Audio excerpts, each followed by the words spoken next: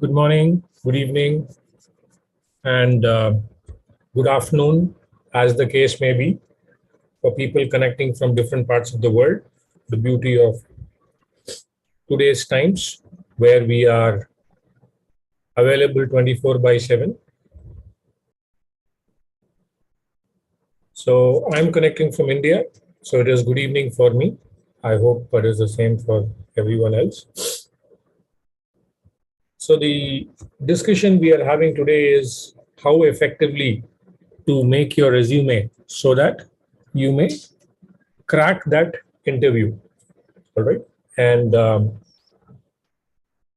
upfront, I would like to say that there is no magic pill that can make things happen for you.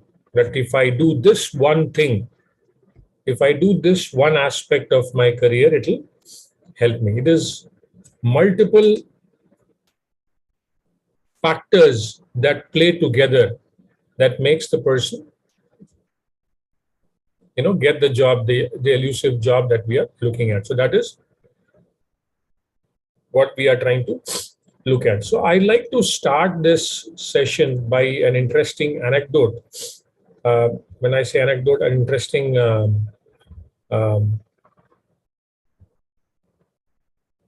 yeah, more of so this here is the resume of probably the biggest person that we know. I guess the after this probably will be interested in the resume of Mark Zuckerberg or William Gates, Bill Gates.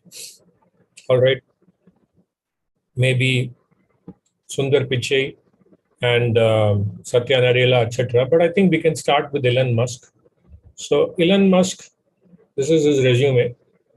All right. Obviously, this is not written by Elon Musk himself, but I'm assuming that somebody has worked on it, and we can draw a lot of ideas from that. This is a very interesting and a thing. So this is a single page resume, which is in 2 columns. All right. You can notice that. And the usage of the various headings identified by the block. So you have this experience given here. Then skills and competencies has been given through a slider where you have the maximum kind of a things, and wrapping up with the achievements. But the most important thing is the first thing that you want to say about yourself and your details. All right. Now,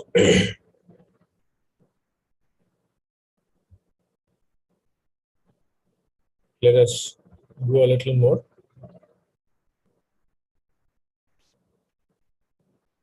So this is the mission statement. Now, this has to be unique. This is where you need to spend a lot of time, all right? Because the usual, right? The usual looking for a rewarding and successful career in the field of so and so, where I can showcase my capabilities as a this thing and try to come, blah, blah, blah. That is, I think, even the HR person or anybody would have gotten bored by reading that again and again. All right. And so you may want to reinvent that. I cannot give you ideas because it has to be obviously unique. That probably speaks about yourself. So that is one thing that you need to work on, and you need to spend a considerable amount of time. Draft 1, draft 2, draft 3. Please, please, please do not copy from others. All right. It has to be unique. It has to be original. And therefore, please ensure that you try multiple iterations before you choose on one. All right. And this is something that should speak about you. This is not something that if you don't like it after about 6 months, you will change it.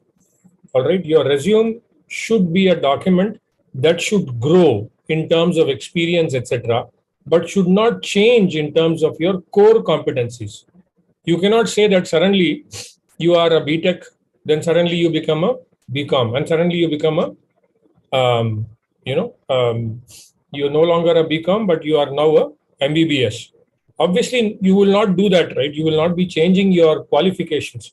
Your qualifications can increase, but your qualifications cannot change, right? You may decide to do an MBA, you may decide to do a certification program. So your competencies should increase, should not change.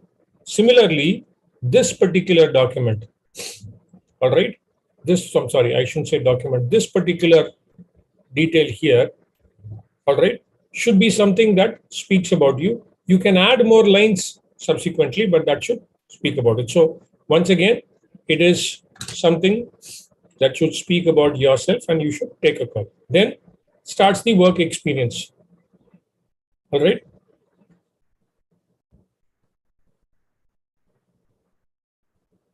Chairman, from when to when, so on and so forth.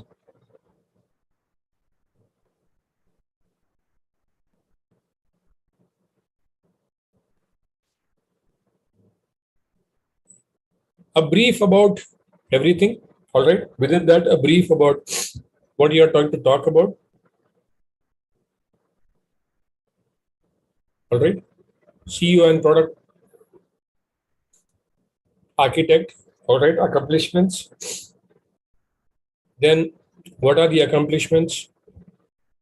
Quickly, and in a glance, we should be able to see what you have done. All right. Was responsible for, taking care of this thing. Use minimal filler words. All right. Oversee development of rocket spacecraft. Was responsible for the successful completion. Was responsible for the successful completion. You have not said anything. All right. In that entire statement till now, was responsible for the successful completion. That gave lot of insights from the customer. You are simply using up words because you don't have any content. So try to be crisp in those kind of things.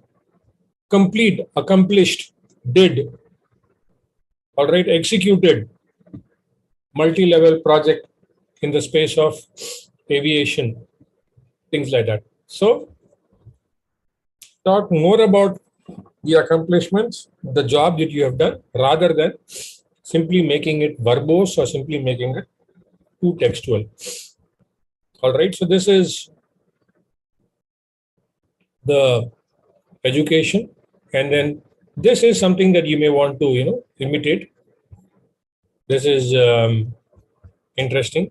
So this is 0, this is 25, this is 50, and this is 75. All right, 0%, 25%, 50%, 75%. I mean, it has made it into 33, 66, and 100. Sorry, my bad.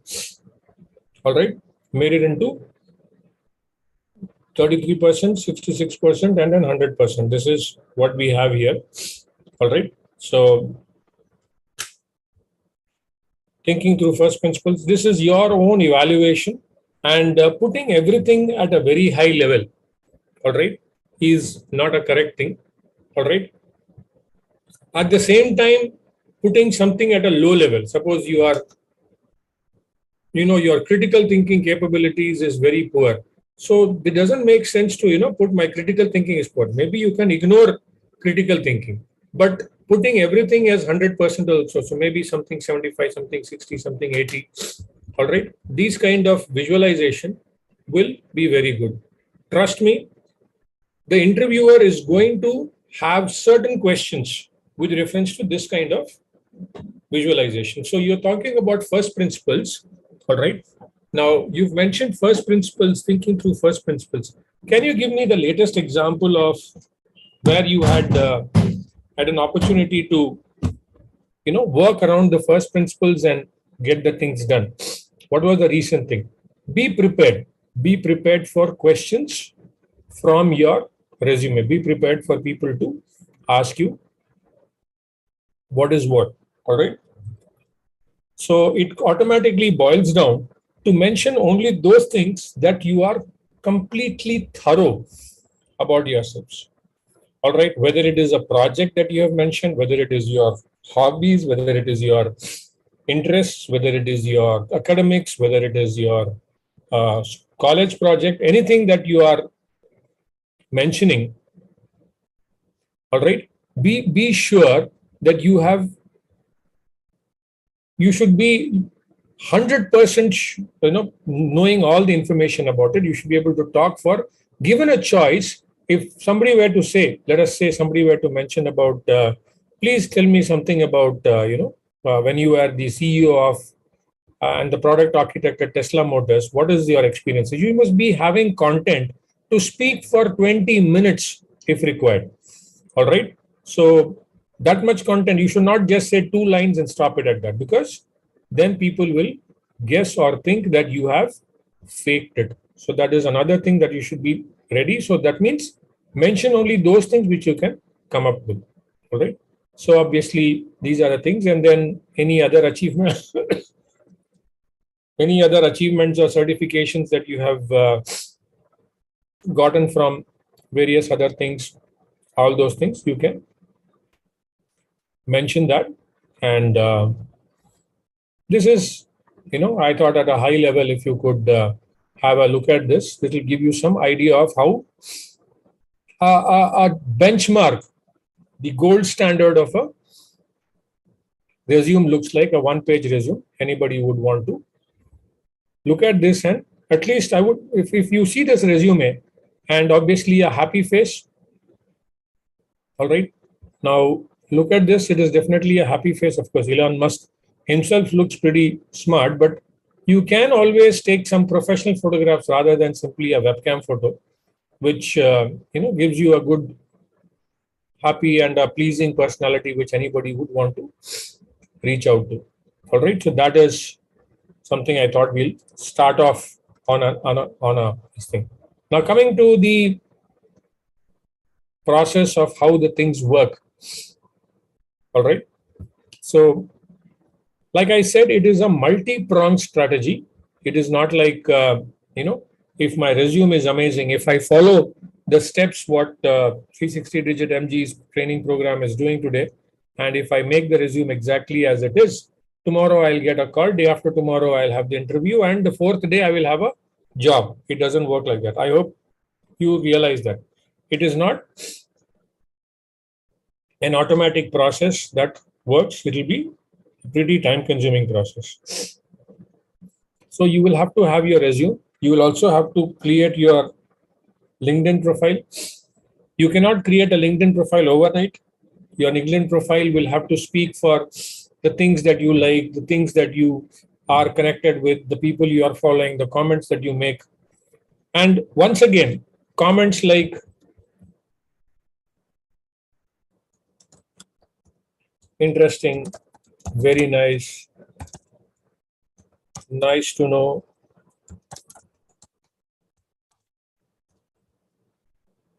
good insights,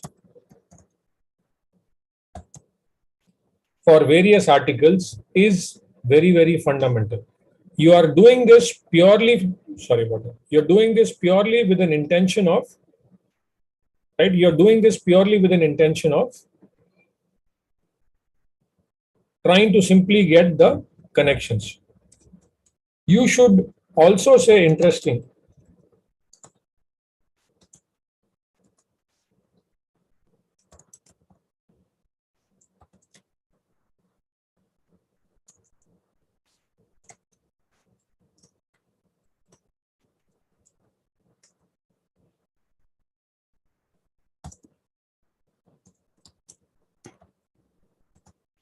Something, something, something.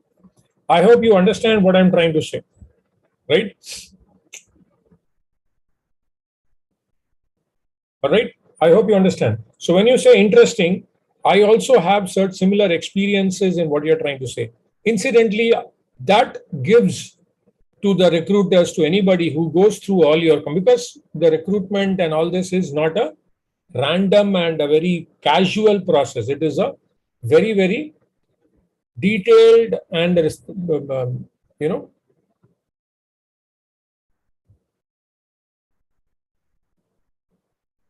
it is a very, very detailed and a thorough process that people enter into it. All right. So you may want to, all right, you may want to ensure that you don't simply mention interesting, I have, thank you, very nice, etc., but something more than that. All right. So that is another thing that you may want to take care. Then, of course, creating a GitHub repository. I'm assuming that you are already, taking care of that.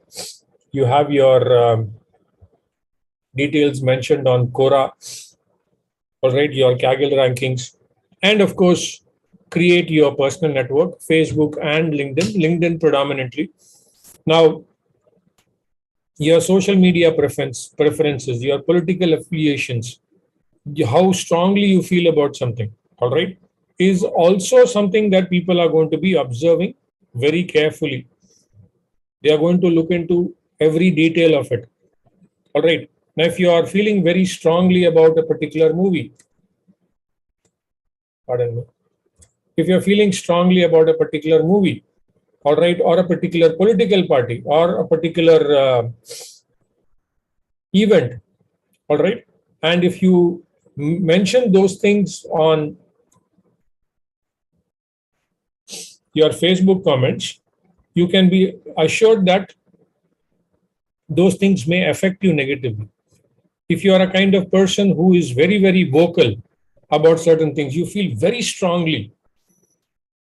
Unfortunately, that is how the world is. People would want to avoid, all right, strictly speaking, your political affiliations, your thought processes, etc., shouldn't matter with your employment, where when you are getting employed. But unfortunately, in the absence of any better metric, people will look into all these things as well. And therefore, for the long term, all right, you may want to restrict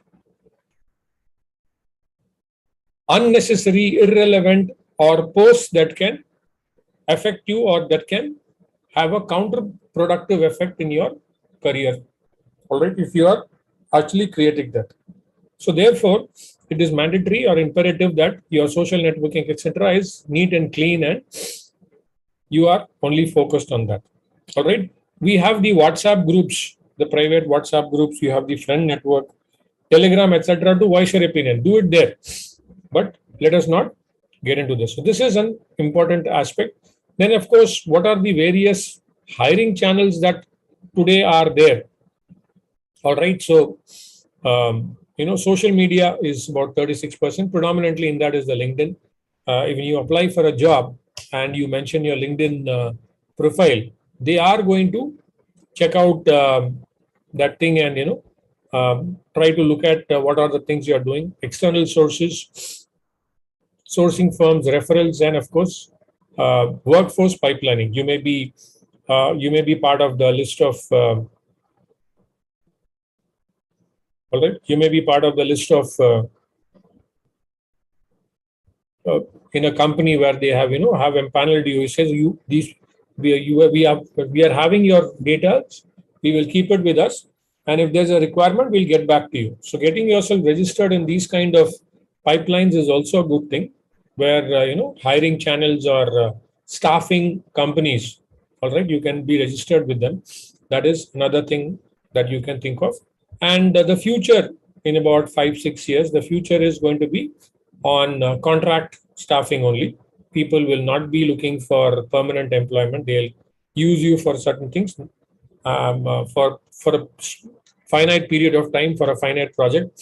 Once done, they will move on to the other things. All right. So that is also there, which is not yet happening, but yeah, very soon, when there are better means of measuring the performances of the employees, then we can do that. All right. Now, having said that, your resume, all right, remember your resume gets you your interview, all right, and your degree and experiences should be adds to the weight of your resume. Now, there are certain keywords. Nowadays, most of the organizations, etc., use some kind of a digital searching mechanism to pull out the information from various places. All right. So, given that, all right, given that, you may want to ensure that you're using the right keywords like machine learning, regression, If you have done cloud computing, let us say cloud frameworks, or etc., some kind of words which gets picked up from various repositories of the resumes that are there. All right. And of course, in your resume, ensure that the certain knows. All right. Do not try to lie your way through it. Trust me, the recruiters, both technical and HR, have a very strong method of identifying. All right, we have a very strong method. Over the years, they have seen so many people, and they're able to see through something that is fake and something that is original. So they'll be able to identify, and therefore ensure that you don't put any dummy or fake projects. Do not mention training details, obviously, because training is something that is not. Nobody expects you to be a freshly qualified or a trained person and then say that I can do this activity. I'm ready to work on these lines. It's not possible. All right. So obviously, multiple projects from various sources don't do that. And if it is a proof of concept that you have worked on, right? POCs, proof of concepts, then ensure that you mention that it is a POC. It was not a live project, it was a proof of concept that was done, and the customer had seen that, and these are the things that were part of it. Now, it all moves in stages, all right? The first stage, if you have actually done a very good job of your resume, then if your resume is like the Elon Musk's resume, I'm giving an example. Obviously, you cannot showcase the kind of experience. I'm talking about the look and feel. So if you do have an Elon Musk resume that you can probably showcase, then once your resume gets picked up, the process by which the people are going to, get in touch with you, the business process, the bottlenecks in the process, what is the data that you collected, the entire process of the project has to be explained like a storyteller. And one of the things that most of the people really like is negative. All right. Everywhere in the world, everybody likes negative news. All right. If a celebrity is having a bad time, if a celebrity is crying or angry, people like it. Right. If the celebrity is giving away good things, nobody likes it. So similarly, you will have to bring in some negative. What is the negative when you're telling a story? Problems you faced, difficulties you had, setbacks that you had to encounter while we were doing the project. We tried this and we failed. I did this and I failed again. I got reprimanded. The customer, we made a mistake of understanding the requirement. Customer wanted this. This was a big mistake. Then you wrap it up by telling your learnings from the same. All right. So that is something that you can, that is something that you can work on through the process of mentioning it. So especially every project or every detail that is there, all right,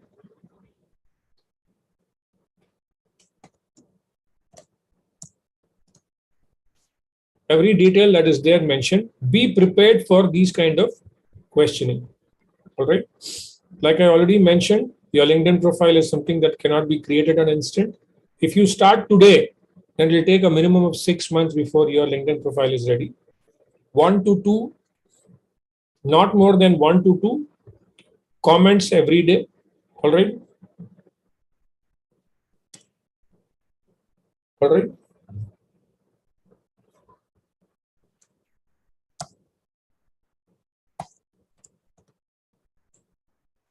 If you are going to make multiple comments, right? If you're going to make multiple comments, then what may happen is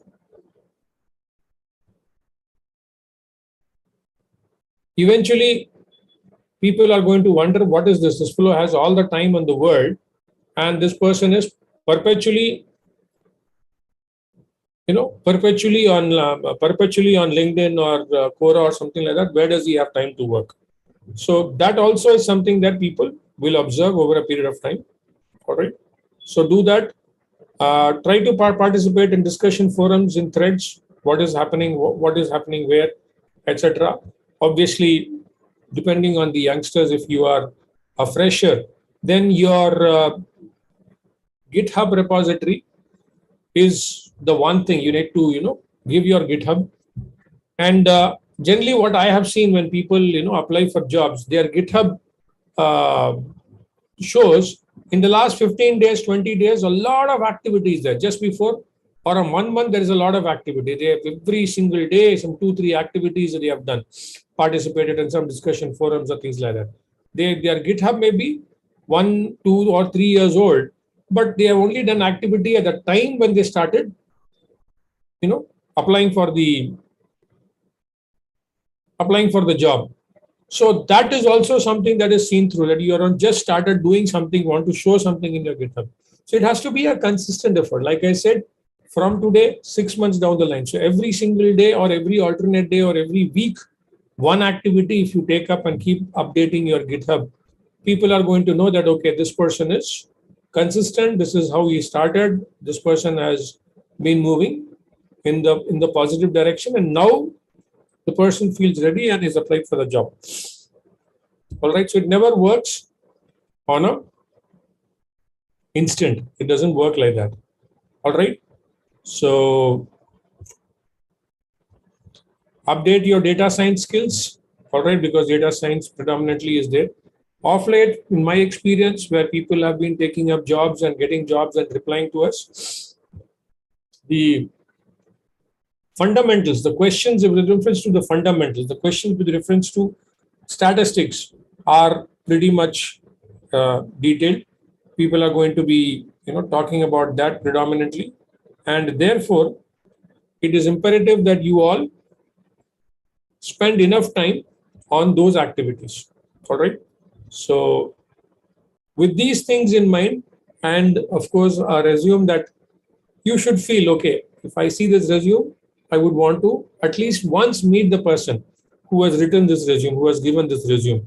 And once you are done, you are good to go and you will definitely get that call. And after you get the call, how to crack it, how to take it to the next level, how to be able to, be able to answer the questions effectively, etc., is something that my colleague will discuss with you in a minute or so. All right. So that is predominantly the background with which I wanted to, address this. So wish you the very best. Of course, these do's and don'ts with reference to the interview don't work because thankfully it is all online webcam driven interviews. But another thing I'd like to also add is that please join 5 to 6 minutes, even if possible 10 minutes before, right? I have had cases wherein a particular student, particular candidate wrote to me and said that, sir, they had an interview at 1 o'clock. At 12:50, I was ready and I clicked on that, link. And when the host is ready, they will let you in. Apparently, the host was also ready and the host was just checking. And the host was surprised to see the person available 10 minutes before. The host, that is the HR person, let the person in and said, you are early. So the person said, yes, I didn't want to, I just was checking if there is a problem, I want to be early. And that was something that was a game changer. The host, the interviewer, was so impressed that probably the interviewer had already made up the mind that this person needs to be, that shows your diligence. If you're 30 seconds late or 45 seconds late also, that gives a bad taste. I mean, your interview, your life and death, and you are late by 1 minute, 30 seconds. Why not 5 minutes early? So that was something that is another thing that I want to share with you. On that note, I'd like to, stop it here and wish you all the best.